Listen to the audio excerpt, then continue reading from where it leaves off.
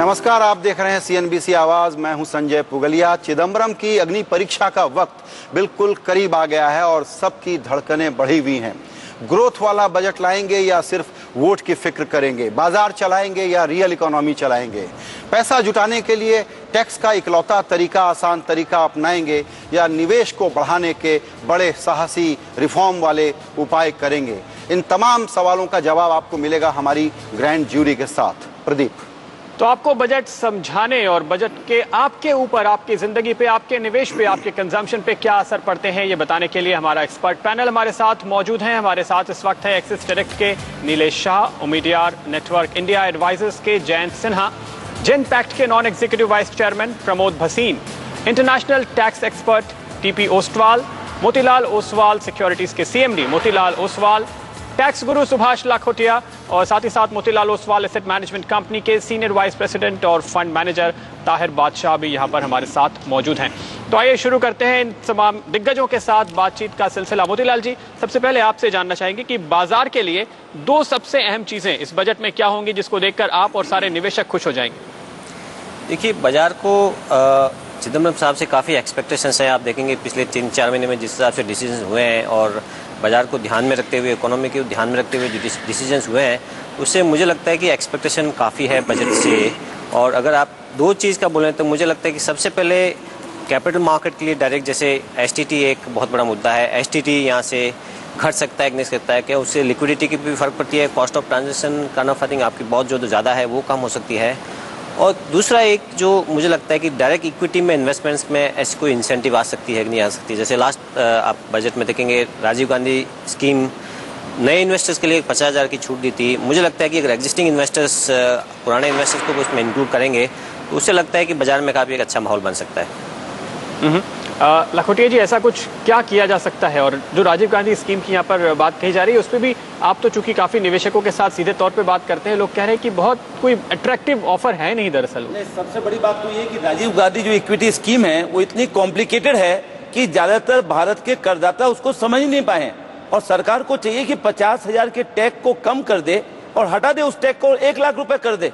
और अगर चाहती है सरकार कि निवेश करे पूंजी बाजार में लोग और गोल्ड से दूर हो जाए, तो निश्चित रूप से राजीव गांधी इक्विटी स्कीम में सिंप्लिसिटी होनी चाहिए कि हर व्यक्ति चाहे तो 1 लाख तक निवेश कर दे।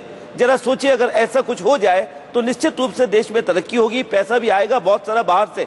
परंतु आपने शुरू में ही आज कार्यक्रम प्रारंभ करते ही छोटा सा बैंड बजाया थोड़ी देर के लिए, उससे लगता है कि कहीं पूरी जो हमारी इच्छा है वो पूरी नहीं होगी।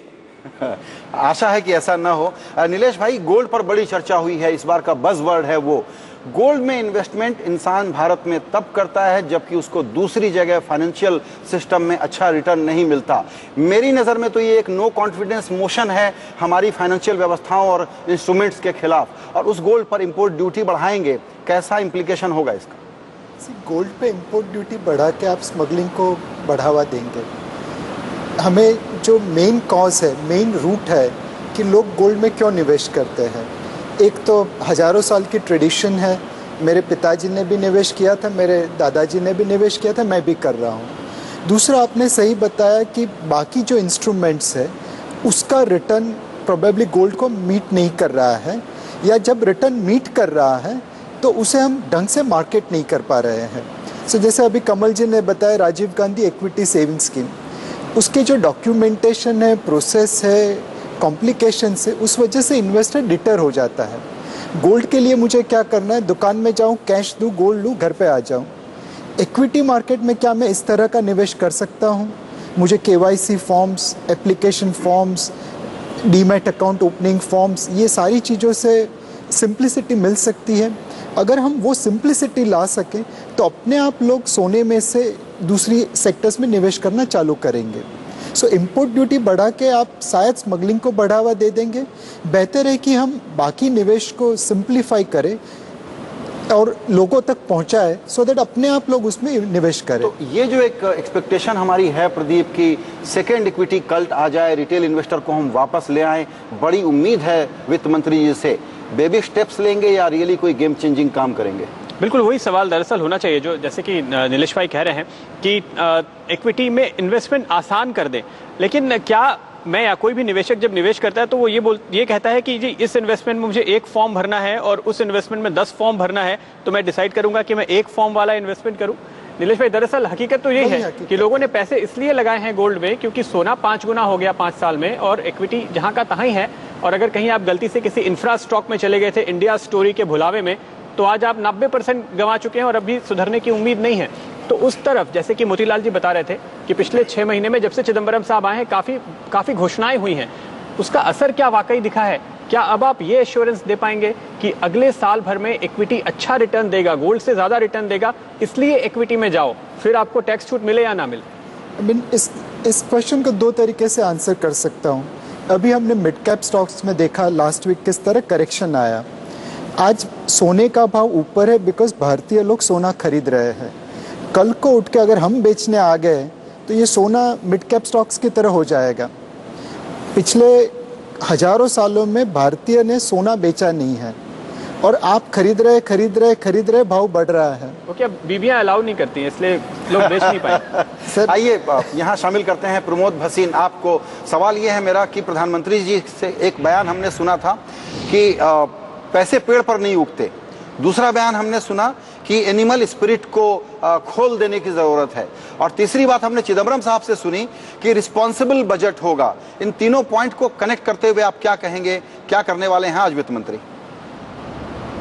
जी, मेरी तो बड़ी उम्मीद है कि हमारे चिदम्बरम साहब रिफॉर्मिस्ट हैं और काफ़ी अच्छा बजट लाएंगे। इनमें 2-3 बातें हैं जी संजय जी जो ज़रूरी हैं। देखिए, हर चीज़ के लिए पैसे खर्चने की ज़रूरत नहीं होती और वो काफ़ी, मेरी तो उम्मीद है कि वो बड़े अच्छे सिग्नल्स देंगे मार्केट को, और सिग्नल्स ऐसे देंगे कि हम टैक्सेस में क्लैरिटी ला सकते हैं, सिंप्लीफिकेशन ला सकते हैं। जिस तरह से बिजनेसेस आजकल काफ़ी डरे हुए हैं कि टैक्सेस उनके पीछे बिना बात के लिए असेसमेंट के ऑर्डर्स आ रहे हैं, ये आ रहे हैं, उससे बड़ा असर पड़ रहा है बिजनेसेस पे और फॉरेन इन्वेस्टमेंट पे भी बड़ा असर पड़ रहा है। उसको क्लैरिफाई, सिंप्लीफाई करें। उनको ये भी सिग्नल देना पड़ेगा कि ये कंट्री में ग्रोथ की बड़ी ज़रूरत है और वो समझ जा रहे हैं और वो ईज ऑफ बिजनेस को की तरफ देखेंगे ध्यान से और इम्पोर्टेंस देंगे इस चीज़ को। हमारे देश में जॉब क्रिएशन नहीं हो रही क्योंकि बिजनेसेस, इकोनॉमी पहले बैठी हुई है, दूसरी साइड पे रेगुलेशन इतनी है, रेड टेप इतनी है, तीसरी साइड पे इंफ्रास्ट्रक्चर में कंफ्यूजन है, चौथी साइड पे माइनिंग में कंफ्यूजन है। ये सारी चीज़ों को थोड़ी क्लैरिटी अगर वो ला सकें और वो दिखा सकें कि this government is serious about solving these issues, उससे हमारा बहुत फायदा हो सकता है। अगर वो यही चीज़ें करें, मैं तो कहता हूँ इसके साथ साथ ये बहुत अच्छा सिग्नल देंगे। कैश ट्रांसफर्स, अब आप कैश ट्रांसफर्स को बढ़ा सकते हैं, उनको इम्प्लीमेंट जल्दी करवा सकते हैं, उससे बड़ा असर पड़ सकता है हमारे देश पे। अगर वो ऐसी चीज़ें करें जिससे ये signals foreign investors, investments, local investors के पास पहुंचेंगी तो तब एनिमल स्पिरिट्स खुल जाएंगी हमारी। अगर नहीं तो अगर वो नहीं करेंगे तब तो हमारी एनिमल स्पिरिट्स वहीं बैठी रहेंगी और हम इलेक्शंस को देखते रहेंगे कि इलेक्शंस के बाद क्या होएगा। पर एक India can not afford 1 more year at this state of economy. ये हमारे इकोनॉमी के लिए बहुत खराब है और ये एक और साल बर्दाश्त नहीं कर पाएगी। बिल्कुल, और आज शायद शाम 5 बजे जब जीडीपी का आंकड़ा आएगा दिसंबर का तो वो और सही अंदाजा देगा कि 5% से नीचे शायद हमारी तिमाही ग्रोथ फिसल चुकी है। इस चर्चा को हम जारी रखेंगे, लेकिन आपको बता दें कि आज बजट के दिन आपके पास भी है शानदार मौका माला माल होने का। एक आसान से सवाल का जवाब देकर आप हर घंटे जीत सकते हैं 1 लाख रुपए के डायमंड रिंग। तो नोट कीजिए आज का दूसरा सवाल। और हमारा आज का दूसरा सवाल है, वित्त मंत्री के बाद कौन भारत के राष्ट्रपति भी बने हैं? वित्त मंत्री जो बाद में भारत के राष्ट्रपति भी बने हैं। और आपके ऑप्शंस हैं ए प्रणब मुखर्जी, बी मनमोहन सिंह, सी यशवंत सिन्हा। अपना जवाब भेजने के लिए आपको अपने फोन के मैसेज बॉक्स में जाकर टाइप करना है AW2, स्पेस देकर टाइप करें अपना जवाब A, B या C और इसे भेज दें 51818 पर। ध्यान रखिए, सवाल हर घंटे पूछे जाएंगे और आप हर घंटे जीत सकते हैं 1 लाख रुपए की डायमंड रिंग।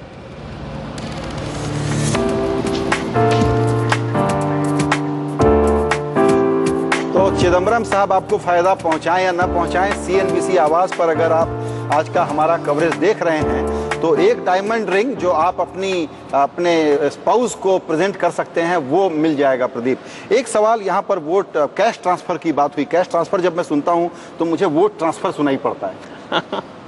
जयंत सिन्हा, आप क्या समझते हैं कि कैश ट्रांसफर की एक बात कह करके इस नाराज जनता का इमेजिनेशन कैप्चर किया जा सकता है, उनकी नाराजगी को कम किया जा सकता है, अपने गुनाहों को भुलाया जा सकता है? ये तो राजनीति की बात आपने बहुत मतलब ज़रूरी एक पूछ ली है आपने। कोशिश तो पूरी है, परंतु मुझे लग नहीं रहा है, क्योंकि इस बार भी करीब 4 डिस्ट्रिक्ट में अभी तक कैश ट्रांसफ़र प्रोग्राम चालू है। इनके योजनाएं 50 डिस्ट्रिक्ट तक जा सकती हैं मेरे ख्याल से 1 साल में, पर इन 50 डिस्ट्रिक्ट में पहुंचकर भी हम लोगों ने कोशिश तो ये की है समझने के लिए जो 50 डिस्ट्रिक्ट हैं ये राजनीति के तौर से महत्वपूर्ण है कि नहीं है, और उसमें तो लगता है कि ये राजनीति के तौर से ये 50 डिस्ट्रिक्ट को चुना गया है। तो मुझे लगता है थोड़ा बहुत असर होगा, परंतु जितना असर ये लोग खोज रहे हैं उतना शायद नहीं हो। 50 के जरिए ये एक पॉलिटिकल होप का मैसेज देना चाहते हैं। कैश ट्रांसफर आधार से बड़ा चैलेंज बैंकिंग का है कि आपके पास जब तक बैंकिंग करस्पॉन्डेंट नहीं होगा, पैसा हम विड्रॉ कैसे करेंगे? इस पर मैं नीलेश भाई से बात करूंगा, लेकिन फिलहाल मुझे आदेश है कि मैं एक छोटा सा यहां पर ब्रेक ले लूं।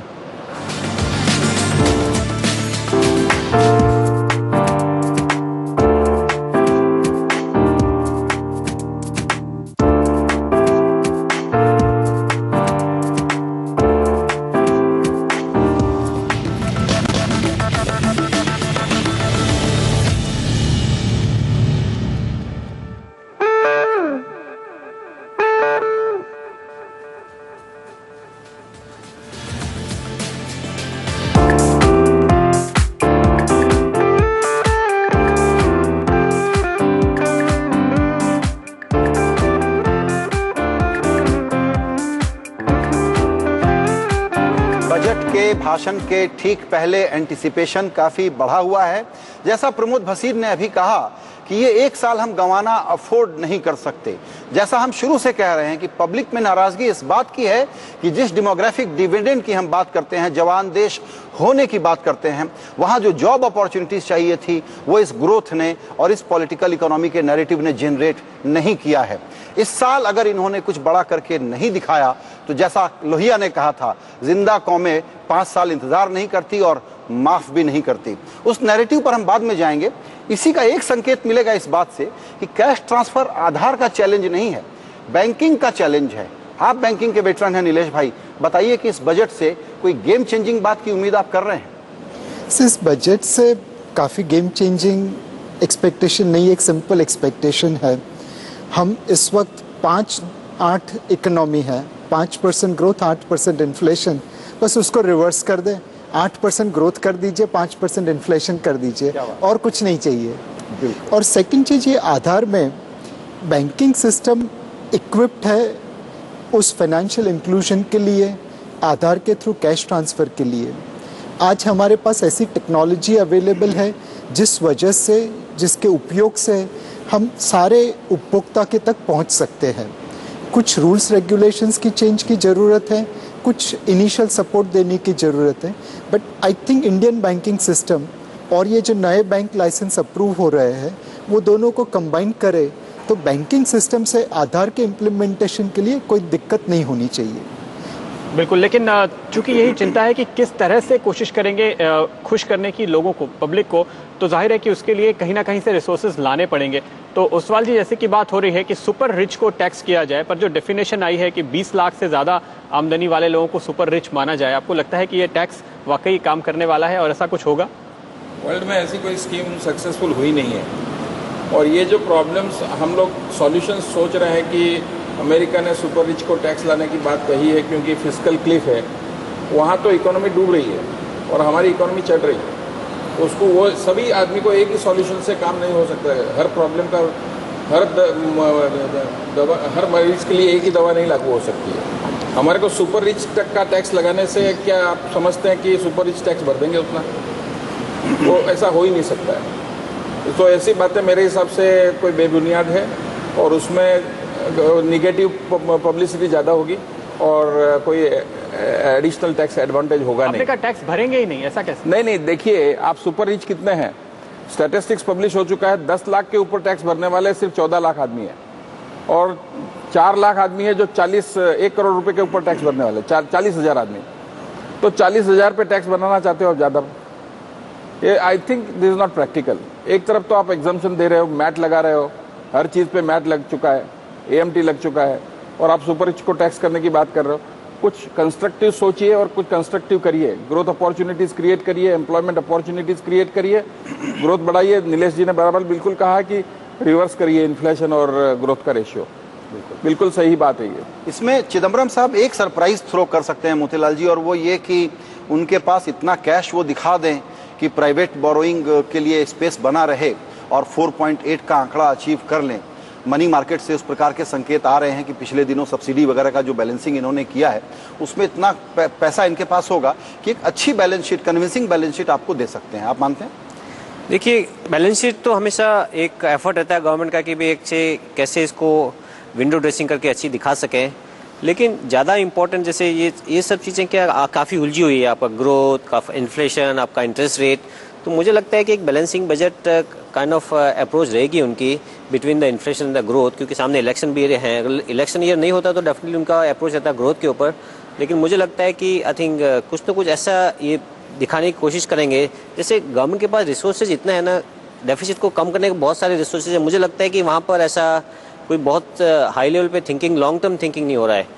आप देखेंगे PSU डाइवेस्टमेंट अगर 3 महीने में हम लोग इतना एक 22,000 करोड़ रुपए इकट्ठा कर सकते हैं तो साल भर में कितना इकट्ठा कर सकते हैं? खाली इतने सारे गवर्नमेंट्स के पास नवरत्नाज हैं, इतने सारे इंस्टीट्यूशन है। एक LIC से उनको मेरे ख्याल से एक बहुत बड़ा 10% LIC का आप बेचेंगे तो उसमें बहुत सारा पैसा आ सकता है। गवर्नमेंट के पास लैंड काइंड ऑफ एसेट्स बहुत है।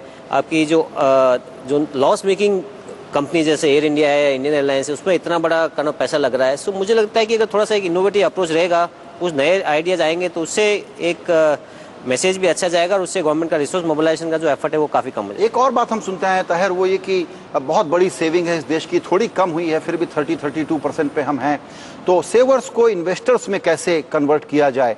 आपके पर्सपेक्टिव से क्या उम्मीद है इस बार के बजट में? देखिए, इसमें ऐसा है कि ऑल्टरनेट इन्वेस्टमेंट्स में काफ़ी कुछ पैसे गए हैं। तो वैसे देखा जाए तो सेविंग्स रेट कम हुई है, लेकिन गोल्ड का कंजम्पशन बढ़ रहा है। रियल एस्टेट में investments in the last 2-3 years also वहाँ पे भी बढ़ी हुई है। तो जैसे नीलेश भाई ने बताया अर्लियर कि important thing as of now ये है कि एसेट क्लास में कैसे रिवर्सल लाया जाए, एंड उसके हिसाब से ये जो गोल्ड का इनिशिएटिव हुआ है, अभी कुछ दिनों में इंपोर्ट ड्यूटीज बढ़ाए गए। वैसे आप देखें तो एक साल में लगभग इंपोर्ट ड्यूटीज 0 से 6% तक लाई गई है, शायद और थोड़ी बढ़ जाए। एंड उसको थोड़ा इंसेंटिवाइज करके RGSS के जरिए से, या तो ओवरऑल माहौल सुधार के, क्योंकि क्या हुआ है कि पिछले 12 से 18 महीने में आप देखें तो म्यूचुअल फंड से पैसा कंटिन्यूसली जा रहा है, especially from the equity schemes, and it is going into debt. तो वहाँ पे भी द रिवर्सल कैन हैपन। अगर आप माहौल को सुधारिए, आप इकोनॉमिक सिचुएशन को सुधार दीजिए, तो ऑटोमेटिकली अगर market start taking cues from that तो वापस निवेशन उसमें आ सकती है। बिल्कुल, लेकिन ये जो पैसे निकल गए हैं, आपने कहा म्यूचुअल फंड से पैसे निकल गए, सही बात है। पिछले साल जब FIIs ने करीब 1.25 लाख करोड़ इन्वेस्ट किया है और उसके सामने म्यूचुअल फंड ने 25,000 करोड़ के आसपास रिडम्पशन फेस किया है, वो पैसे निकल गए, पर वो गए कहाँ हैं नीलेश भाई? क्या कहीं और इन्वेस्ट हुआ है, या लोगों ने सेव करना, बचत करना, इन्वेस्ट करना ही बंद कर दिया है क्योंकि खर्च इतना बढ़ गया, घर का बजट संभले नहीं संभल रहा, सेविंग होती नहीं है? ये दोनों चीज सही है। एक सेगमेंट है सोसाइटी का जिसके पास सेविंग्स कम हुई है बिकॉज इन्फ्लेशन बढ़ा है, इनकम बढ़ी नहीं है। बट अगर एज ए कंट्री को देखे तो हमारी सेविंग्स रेट कोलैप्स नहीं हुई है, बट जो फाइनेंशियल सेविंग्स है वो 12% से 9% हो गई है। तो लोगों का निवेश सोने में ज़्यादा हो गया है। पिछले 3 साल में हमने इतना गोल्ड इंपोर्ट किया है जो दुनिया भर के लोगों ने गोल्ड ETF में इन्वेस्ट किया है। सो दुनिया एक तरफ, हमारा कंजम्पशन 3 साल का एक तरफ। एक और चीज़ जो मैं कहना चाहूँगा कि जैसे हमने एक इंफ्रास्ट्रक्चर बॉन्ड टैक्स इंसेंटिव चालू किया था, उसमें टैक्स इंसेंटिव की वजह से लोग 20,000 रुपये तक इन्वेस्ट करते थे और वो पैसा फाइनेंशियल सेविंग्स था। अब वो स्कीम मर्ज हो गई, डिलीट हो गई। क्या हम एक और नई स्कीम ऐसी ला सकते हैं जिसकी इम्प्लीमेंटेशन सिंपल हो, जिसमें एक ही फॉर्म भर के आपको निवेश करने को मिले और उसमें कुछ हद तक इंसेंटिव ऐसे दे कि लोग सोना बेच के उसमें निवेश करना चाहें? बिल्कुल, इस तरह के तरीके आपको निकालने पड़ेंगे कि जो भी सेविंग है वो दरअसल प्रोडक्टिव इन्वेस्टमेंट में जाए, उससे सोना ना खरीदा जाए बल्कि उससे मशीनें खरीदी जाएं, फैक्ट्रियां लगाई जाएं। ये चैनलाइज करने का एक बहुत बड़ा चैलेंज है। तो क्या आज आपको ATC में निवेश के लिए मिसाल के तौर पे ज़्यादा लिमिट मिल जाएगी ताकि आप ज़्यादा निवेश करते हुए वहाँ पे नजर आएँ? देखना होगा इस पर। और हम आपको इसके बारे में और भी ज़्यादा जानकारी लगातार देते रहेंगे और हमारी ये चर्चा भी जारी रहेगी अपने एक्सपर्ट्स के साथ। लेकिन फिलहाल आपको बता दें कि आज बजट के दिन आपके पास भी है शानदार मौका मालामाल होने का। एक आसान से सवाल का आपको जवाब देना है और आप हर घंटे जीत सकते हैं लाख रुपए की डायमंड रिंग। तो नोट कीजिए आज का दूसरा सवाल। हमारा आज का दूसरा सवाल है कि वित्त मंत्री के बाद कौन भारत के राष्ट्रपति भी बने हैं। आपके ऑप्शंस हैं प्रणब मुखर्जी, बी मनमोहन सिंह और सी यशवंत सिन्हा। अपना जवाब भेजने के लिए आपको अपने फोन के मैसेज बॉक्स में जाकर टाइप करना है AW2, स्पेस देकर टाइप करें अपना जवाब A, B या C और भेजिए 51818 पर। ध्यान रखिए सवाल हर घंटे पूछा जाएगा और आप हर घंटे जीत सकते हैं 1 लाख रुपए की डायमंड रिंग। फिलहाल एक छोटा सा ब्रेक और ब्रेक के बाद कोशिश करेंगे कि थोड़ा टाइट फोकस करें उन 3-4 बड़ी चीजों पर जिस पर हम एंटिसिपेट कर रहे हैं कि चिदम्बरम कुछ बड़ा एक्शन कर सकते हैं, जो या तो हमें खुश कर सकता है या नाराज भी कर सकता है। बाजार और महंगाई से त्रस्त जनता और टैक्स पेयर, इन्हीं 3 चीजों को 4 चीजों को देखना चाहेंगे। छोटा सा ब्रेक।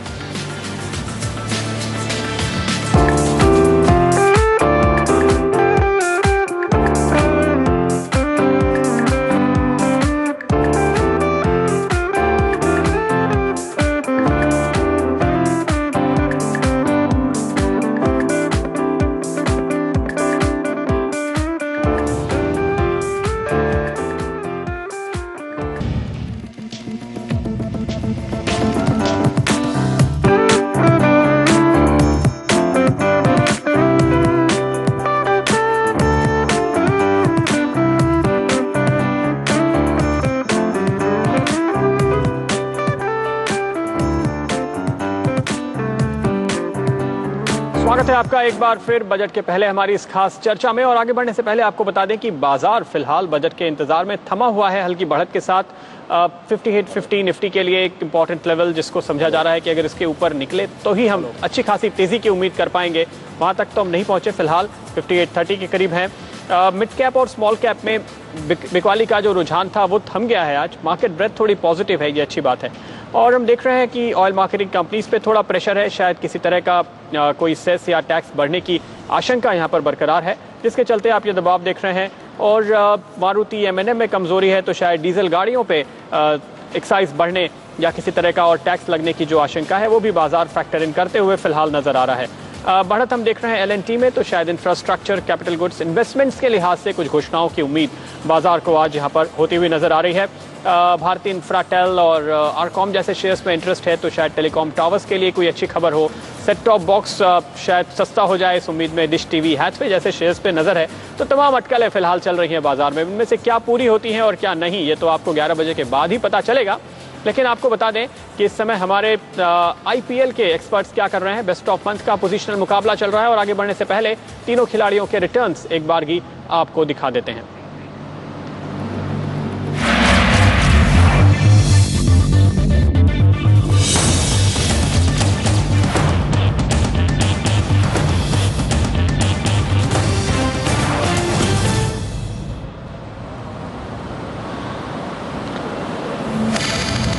तो ये रिटर्न फिलहाल आपके सामने तीनों ही एक्सपर्ट्स के, और काफी उतार चढ़ाव भरा ये पूरा हफ्ता रहा है और काफी मुश्किल हमारे एक्सपर्ट्स को नजर आ रही है इस हफ्ते के दौरान मुनाफा कमाने में।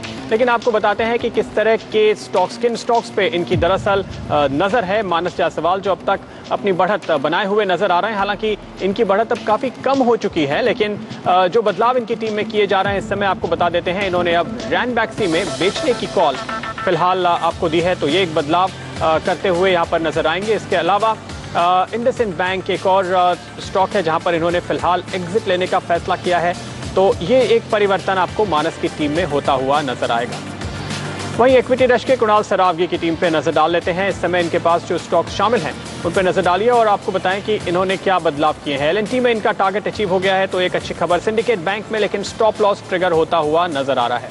और अब जो बदलाव करेंगे IDFC में खरीदारी की राय है, जहां पर इन्होंने आपको फिलहाल एक नई पोजीशन बनाने की सलाह दी है। 155 पे स्टॉप लॉस लगाएं, ये राय दे रहे हैं। और सिंडिकेट बैंक की जगह पे ये बदलाव फिलहाल करते हुए डिश टीवी में खरीदारी की राय आपको कुणाल दे रहे हैं। यहाँ पर स्टॉप लॉस आपको 66 के करीब रखना चाहिए और टारगेट 69 रुपये 50 पैसे। तो शायद यहाँ पर कुणाल को भी उम्मीद है कि सेट टॉप बॉक्सेस सस्ते होंगे या कोई अच्छी खबर डीटीएच सर्विस के लिए आएगी।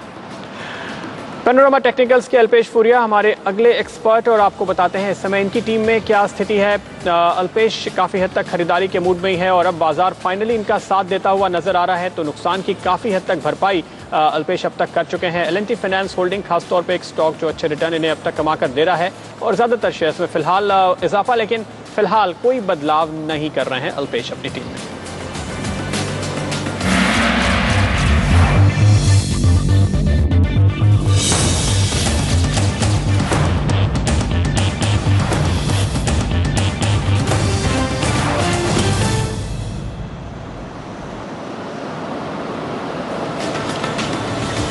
तो अब इस चर्चा को एक बार फिर आगे बढ़ाते हैं अपने एक्सपर्ट्स के साथ, और प्रमोद भसीन साहब हमारे साथ जुड़े हुए हैं दिल्ली से। भसीन साहब, सवाल यह है कि आईटी कंपनीज जो हैं वो काफ़ी ज़्यादा दिक्कत से गुजरी हैं। पिछले करीब साल 1.5 साल से उनके मुनाफे पे काफ़ी चोट पहुंची है। सरकार की ओर से अब तक इस इंडस्ट्री को इन जनरल किसी तरह की कोई मदद, कोई पैकेज की ऐसी बड़ी डिमांड्स दरअसल नहीं आए हैं, पर क्या आपको नहीं लगता कि एक्सपोर्ट जिस तरह से कम हो रहा है, इस सेक्टर पर फोकस करने, कुछ स्पेसिफिक कदम उठाने की ज़रूरत है? जी, हमारी इंडस्ट्री के ज़्यादा डिमांड्स डायरेक्टली नहीं थे। हम काफ़ी बेनिफिट पा चुके हैं। जब ये 10 साल की टैक्स फ्री जोन पे हमें प्रॉफिट्स पे टैक्स नहीं देना पड़ा था, तो इससे हमें बहुत मदद मिली थी। हम तो ये कहना चाहते हैं कि 2-3 चीज़ें चाहिए जी। क्लैरिटी ऑन सर्विस टैक्सेस चाहिए, क्लैरिटी ऑन रेट्रोएक्टिव अमेंडमेंट्स। ये टैक्सेस में क्लैरिटी लानी बहुत बहुत ज़रूरी चीज़ है, क्योंकि आजकल हमारी आईटी कंपनी सारी सफ़र कर रही हैं कि टैक्सेस में क्लैरिटी नहीं है, सॉफ्टवेयर प्रोडक्ट्स में क्लैरिटी नहीं है, ट्रांसफर प्राइसिंग में क्लैरिटी नहीं है, और इसी कारण इन्वेस्टमेंट भी कम हो रही है। ये हमें, this is reality, we must recognise it, कि इंडिया में इन्वेस्टमेंट नहीं आ रही क्योंकि लोग डरते हैं कि सर्विस टैक्स और ट्रांसफर टैक्स में इतनी कॉम्प्लिकेशन है और कौन किस में पकड़ा जाएगा, और या हमारी इन्वेस्टमेंट प्रॉफिटेबल होंगी या नहीं, इसके आसपास बहुत बड़ी कंफ्यूजन है। इसके अलावा हम एक और चीज कहना चाहते हैं, small to medium scale sector enterprises को जरूर कोई इंसेंटिव दीजिए। जॉब्स यहीं क्रिएट होते हैं सारी दुनिया में, आप सब देशों में देख चुके हैं, जर्मनी, अमेरिका, कहीं भी जाएं, small to medium scale enterprises jobs create करती है। उनको जरा इंसेंटिव दीजिए, उनको बोलिए कि अगर आप टियर 2 या टियर 3 टाइम्स में जाएंगे तो आपको टैक्स फ्री जोन्स मिल जाएंगी, आपको और इंसेंटिव मिल जाएंगे पावर, इलेक्ट्रिसिटी, वाटर, इंफ्रास्ट्रक्चर के लिए। इससे बहुत मदद हो सकती है। तो हमारी इतनी बड़ी डिमांड्स नहीं है। हमारी इंडस्ट्री पे काफ़ी असर हुआ था वर्ल्ड वाइड डिमांड का, लेकिन ईज ऑफ बिजनेस को इम्प्रूव करना, वो जो नोशन है ईज ऑफ बिजनेस, उसको इम्प्रूव करना बहुत ही ज़रूरी है, क्योंकि सारी दुनिया, बिल्कुल जी, सारी दुनिया कंपीट कर रही है हमारे साथ आजकल। जी, यहाँ मोतीलाल जी को शामिल करते हैं। सर, चर्चा ये है कि रेवेन्यू चाहिए और टैक्स सबसे लो हैंगिंग फ्रूट होता है। सुपर रिच की बात कर रहे हैं, लेकिन जो बड़ा झटका आने वाला है वो एक्साइज और सर्विस टैक्स के मोर्चे पे आने वाला है। अच्छी चीज़ है अगर जीएसटी की तरफ बढ़ेंगे, लेकिन इधर से जो असर आएगा इन्फ्लेशन पर या कॉस्ट पुश जो होगा, उसके भुगतान के लिए दूसरी तरफ वो इनकम टैक्स में छोटी मोटी रियायतें, ताकि हम जो नॉइजी मिडिल क्लास हैं जरा शोर शराबा कम करें, ये अनुमान है। देखिए, मुझे नहीं लगता है, अगर जैसे आपने बताया कि इलेक्शन ईयर है तो टैक्सेस बढ़ाने से आम आदमी को, मुझे लगता है कि बहुत फर्क पड़ता है उससे। सो मेरा ये मानना है कि टैक्सेस, आप डायरेक्ट टैक्सेस है या इनडायरेक्ट टैक्सेस बढ़ेंगे नहीं। आई थिंक ज़्यादा उनकी कोशिश रहेगी टैक्स बढ़ा के टैक्स एफिशिएंसी कैसे ला सकते हैं, कैसे कोई नए तरीके, जैसे बड़े टारगेट इन्वेस्टमेंट, डिसइन्वेस्टमेंट के लिए रख सकते हैं, कि ऐसे कोई इनोवेटिव आइडिया ला सकते हैं। यस, उनकी एफर्ट रहेगी भाई टैक्स कंप्लायंस कैसे बढ़ सकता है, बट ओवरऑल मुझे नहीं लगता है कि ऐसे कोई उसमें टैक्स बढ़ाने की कुछ उनकी कोशिश रहेगी। बिल्कुल। एक और चर्चा है कि सीटीटी लगा देंगे, क्योंकि लेवल प्लेइंग फील्ड करिए या तो एसटीटी के साथ। तो ताहिर, आपसे मेरा ये सवाल है कि सीटीटी लगेगा या एसटीटी हटेगा, या एसटीटी कम होगा और सीटीटी फिर भी इंट्रोड्यूस होगा? एसटीटी मेरे हिसाब से will also be move in conjunction with what happens to capital gains, short term capital gains tax. तो उस पर वहाँ पे देखना पड़ेगा कि अगर शॉर्ट टर्म कैपिटल गेन्स अगर कम हो जाता है या हट जाता है, सो फिर सीटीटी और एसटीटी के लिए कुछ जगह बन सकती है। एंड वर्ल्ड वाइड भी अगर आप देखोगे तो एग्जांपल्स आर बेसिकली कि वहाँ पे फॉरेनर्स आर ऑल्सो, जहाँ तक सवाल है उनका, they are more comfortable with both STT and no short term capital gains. तो एफर्ट मेरे हिसाब से फाइनेंस मिनिस्टर का वही रहेगा कि शॉर्ट टर्म कैपिटल गेन्स जैसे हो सके वैसे, और शॉर्ट टर्म कैपिटल गेन्स में कन्फ्यूजन भी ज़्यादा होता है कि ट्रीटमेंट उसका कैसा होना चाहिए, स्पेशली विद इंडिविजुअल इन्वेस्टर्स और इंस्टीट्यूशनल इन्वेस्टर्स के लगते हुए। So I think that will be the effort, short term capital gains को रिड्यूस करो और फिर सीटीटी और एसटीटी के लिए अगर थोड़ी जगह बन सकती है तो वहाँ पे शायद थोड़ी, और उससे फिर ये भी दिक्कत नहीं होगी कि आप रेजिडेंट इंडियन हो या फॉरेनर हो या एफआईआई हो या पी नोट से आए हो, कैसे भी आए हो, जो भी ट्रांजैक्शन है आपका उससे आप टैक्स भर दो और शॉर्ट टर्म फिर जो मुनाफा है वो आपका हो जाती है और प्रोसेस एकदम क्लियर हो जाता है। बिल्कुल, मेरे हिसाब से एफर्ट वही रहेगा, कोशिश वही रहेगी कि उसको बढ़ा दिया, उसको शॉर्ट टर्म कैपिटल गेन्स को कैसे कैसे करके धीरे से या तो एक शॉर्ट में हटा दिया जाए। चलिए, शुक्रिया आपका मोतीलाल जी और ताहिर हमारे साथ इस चर्चा में शामिल होने के लिए। और आगे हम यहाँ पर फिलहाल आपको एक बार फिर ये बता दें कि आज भी आपके पास काफ़ी कमाई का शानदार मौका है जो सीएनबीसी आवाज़ आपके लिए लेकर आ रहा है, और वो है एक आसान से सवाल का जवाब देना। हर घंटे आप जीत सकते हैं 1 लाख रुपए की डायमंड रिंग, और इसके लिए आपको हमारे सवाल का जवाब देना है। वो नोट कीजिए, दूसरा सवाल है आज का, वित्त मंत्री के बाद कौन भारत के राष्ट्रपति भी बने, यानी ऐसे राष्ट्रपति जो पहले वित्त मंत्री थे। आपके ऑप्शंस हैं ए प्रणब मुखर्जी, बी मनमोहन सिंह और सी यशवंत सिन्हा। अपना जवाब भेजने के लिए आपको अपने फोन के मैसेज बॉक्स में जाकर टाइप करना है AW2, स्पेस देकर टाइप कीजिए अपना जवाब ए, बी या सी और भेजिए 51818 पर। ध्यान रखिए, सवाल हर घंटे पूछा जाएगा और आप हर घंटे जीत सकते हैं 1 लाख रुपए की डायमंड रिंग।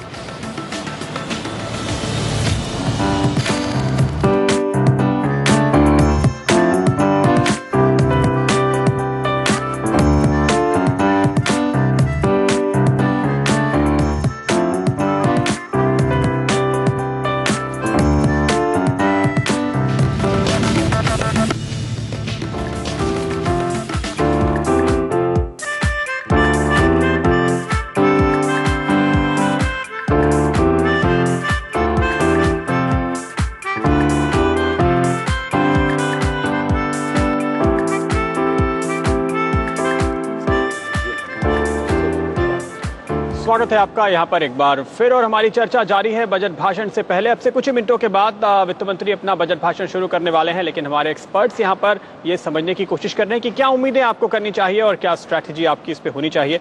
नीलेश भाई, जैसे कि एक कंसेंसस बनी है हमारे बीच की अपने घाटे को तो वित्त मंत्री काबू में कर लेंगे, उसका बोझ क्या कुछ ऑयल कंपनीज को उठाना पड़ेगा या फिर जो डीजल गाड़ियाँ हैं वो थोड़ी महंगी हो जाएंगी, उनके ऊपर टैक्स लग जाए, इस तरह से स्पेसिफिक इन्वेस्टर्स के लिए कुछ चिंताएं बढ़ सकती हैं, खास कंपनियों, खास शेयर्स या सेक्टर्स पे? डेफिनेटली अगर वित्त मंत्री को डेफिसिट कम करनी है तो कुछ तो टैक्स बढ़ाने पड़ेंगे, और इस वक्त मार्केट में जो एक्सपेक्टेशंस बिल्ड हुई है वो ये है कि शायद इंपोर्ट ड्यूटी ऑन क्रूड बढ़ जाएगी और उस वजह से ऑयल मार्केटिंग कंपनीज को शायद थोड़ा नुकसान हो सके। बट अगेन अगर डीजल डीरेगुलेशन होता है तो प्रोबेबली ऑयल मार्केटिंग कंपनीज को उतनी एडवर्स इफेक्ट नहीं आनी चाहिए। सेकंड चीज़ है कि डेफिसिट कंट्रोल के साथ साथ ग्रोथ रिवाइवल भी क्रिटिकल है, तो आप ग्रोथ रिवाइवल के लिए इन्वेस्टमेंट एनकरेज करने के लिए क्या स्टेप्स लेते हैं वो शायद मार्केट को एक सपोर्ट दे दे। तो या उन्हें शॉर्ट टर्म में थोड़ा नुकसान हो सकता है बिकॉज टैक्सेशन इम्पैक्ट आ सकती है, but medium to long term में बेनिफिट होगा बिकॉज ग्रोथ अपॉर्चुनिटी बढ़ सकती है। लखोटिया जी, आम जो हर एक टैक्स पेयर के दिमाग में ये सवाल है कि इतने सालों से लिमिट्स नहीं बढ़ी, महंगाई इतनी बढ़ गई है, तो अब उस 2 लाख की वैल्यू तो अब 3 लाख हो गई। उसी तरह से अगर आप देखें तो कब से हम 1 लाख ही छूट पे बैठे हैं एटीसी में, सरकार कह रही है कि निवेश बढ़ना चाहिए, लेकिन अगर आपने वो लिमिट ही नहीं बढ़ाई तो लोग अब भी 1 लाख ही सेव करते हैं, उसके बाद तो टैक्स में कोई मजा ही नहीं है। बिल्कुल सही बात है, बात तो ठीक है। पर्टिकुलरली जब हम चाहते हैं कि देश में निवेश बढ़े, इन्वेस्टर बने, हम ज्यादा पैसा लगाएं, तो 1 लाख की लिमिट को बिल्कुल हटा के लिंक कर देना चाहिए इनकम के ऊपर। अन्यथा आज 1 लाख की लिमिट है, जिसकी टोटल इनकम 3-4 लाख है, जिसकी 50 लाख है, जिसकी 1 करोड़ है, सबके लिए ही एक ही नियम है 1 लाख रुपए। अगर सरकार ये कर दे कि 25 या 30% निवेश करो, उस पे आपको छूट मिलेगी एटीसी, फिर देखिए ना आप कहां जाता है हमारे स्टॉक मार्केट, कहां होती है देश की तरक्की और कैसे होते हैं निवेश के तरीके। हाँ, हम ये भी चाहते हैं कि वित्त मंत्री जी कम से कम एक काम करें, बेनिफिट कम दे ज्यादा दे वो भी चलेगा, कम से कम इंपोर्टेड आइटम्स नहीं लाए, अर्थात सुपर रिच टैक्स और इनहेरिटेंस टैक्स, ये 2 नहीं लाए। सुपर रिच टैक्स और इनहेरिटेंस टैक्स नहीं लाएं, ये बात तो हम लोग कह रहे हैं, लेकिन एक पॉलिटिकली करेक्ट मैसेज देने के लिए, मिडिल क्लास के ईगो को खुश करने के लिए कि अमीरों पर लगा दिया टैक्स, उससे ये पैसा बाहर भाग सकता है, अवॉइड करने की टेंडेंसी बढ़ सकती है। ब्लैक मनी इस वक्त चर्चा में नहीं है, लेकिन बड़ा एक भारी मुद्दा बना था। ओस्तवाल जी, आपसे मेरा सवाल है कि इस पूरे मुद्दे पर जो रिग्रेसिव टैक्सेशन का रिजीम आया था, अभी बड़ी बड़ी नोटिसेस दे दी गई हैं। सर्विस टैक्स की तो खबरें नहीं आ रही हैं कि कितना एग्रेसिव वहाँ काम कर रहे हैं। टैक्स एडमिनिस्ट्रेशन का एटीट्यूड बदलने की बात पुरानी है, इस बार नहीं बदलेंगे तो फिर उसी जगह हम उलझे हुए रहेंगे। क्या कहते हैं आप? कंसिस्टेंसी सबसे इम्पोर्टेंट एक प्रिंसिपल है। आप कुछ न करते हुए प्रोविजंस बरकरार रखें ऐसे ही, और एडमिनिस्ट्रेशन पे जरा कंट्रोल लावे, और टैक्स पेयर्स की आप दायरा, टैक्स पेयर्स का दायरा बढ़ावे। जो कितने टैक्स पेयर्स है हमारे हाथ में, आज तारीख में देखिए 3.35 मिलियन टैक्स पेयर है। इतना बड़ा देश जिसका सिर्फ 3% टैक्स पेयर है इस देश में, 50% टैक्स पेयर तो होने चाहिए। तो टैक्स पेयर्स का दायरा बढ़ाइए, बजाय के जो टैक्स पेयर है उनको ऊपर और मार लगाइए। तो एक है, और ये जो आपने अभी कहा कि निवेशक को लिमिट इनकम के बेसिस पे एग्जम्पशन दे दीजिए, वो तो दिल बहलाने के लिए गाली में ख्याल अच्छा है, ऐसी बात है, ऐसे कोई चीज आने वाली नहीं है। और मेरा ख्याल ये लगता है कि जीएसटी का जो रोड मैप बनेगा उसके कारण सर्विस टैक्स और एक्साइज एंड कस्टम्स वैट ये बढ़ जाएंगे, बिल्कुल, और उससे कलेक्शन बढ़ेगा। भसीन साहब, ये काफी इंटरेस्टिंग बात है जो कि यहाँ पे फिलहाल उस्वाल साहब ने उठाई है कि अगर आप सॉफ्टवेयर इंजीनियर बन गए तो आपको आपकी पूरी इनकम पे टैक्स देना पड़ता है, लेकिन उससे अच्छा है कि आप किसान बन जाइए, आप ज्वेलर बन जाइए, बिल्डर बन जाइए, जहाँ पे आपको टैक्स देना ही ना पड़े, ज्यादा से ज्यादा इनकम छुपाई जा सके। अनटेनेबल है कि हमारे देश में सिर्फ 10 लाख लोग कोई मोटा टैक्स दे रहे हैं। ये 1 बिलियन लोगों का देश है और इतनी इंफ्रास्ट्रक्चर की जरूरत है। ये टैक्स बेस को वाइडन नहीं करेंगे और इसकी कंप्लायंस को स्ट्रेंथन नहीं करेंगे, जुडिशियसली स्ट्रेंथन करना पड़ेगा। क्योंकि मुश्किल आज ये होती है जी, ये सुपर रिच की बात कर रहे हैं, अगर आप 40,000 लोगों पे सुपर रिच का टैक्स बढ़ाएंगे, कितना बढ़ाएंगे, कितना असर हो सकता है? अब 10% बढ़ाएंगे, अगर आप 50% बढ़ाएंगे सब हक जाएंगे। अगर आप 5-10% बढ़ाएंगे उससे कुछ असर तो होना नहीं है। और इस हमारे देश में सिर्फ 10 लाख लोग टैक्स देते हैं। अब ये कमाल है, इतने बिजनेसेस चल रहे हैं, आप दिल्ली में देख लीजिए, कहीं भी बंबई में देख लीजिए, इतने बिजनेस चल रहे हैं, क्या इनकी आमदनी सिर्फ 10 लाख है? सबकी सब आधे तो टैक्स रिटर्न पता नहीं कैसे भर रहे हैं, और इसकी कंप्लायंस को स्ट्रेंथन करना ये सबसे जरूरत है। दूसरी बात मैं एक चीज कहना चाहता जी, कैश ट्रांसफर्स के बारे में। ये कैश ट्रांसफर्स अभी शुरू हो रहे हैं, जैसे इनकी डिमांड बढ़ेगी, जैसे हमारे सिटीजन्स को पड़ेगा कि कैश ट्रांसफर्स का फायदा क्या है, उससे डिमांड बढ़ेगी। जैसे डिमांड बढ़ेगी, बिजनेस कॉरेस्पॉन्डेंस बढ़ेंगे, बैंकिंग कैपेबिलिटीज बढ़ेंगे, ये स्पाइरल करेगा बड़ी जल्दी मेरे ख्याल से। और तो हमें इसका फिक्र कम करना चाहिए, बस अग्रेसिवली पुश करना चाहिए कि कैश ट्रांसफर जरूर होने चाहिए। बाकी हमारा देश देख लेगा, हमारे एंटरप्रेन्योर्स बड़े तेज हैं, जैसे अपॉर्चुनिटी देखेंगे वो सब पहुंच जाएंगे वहां।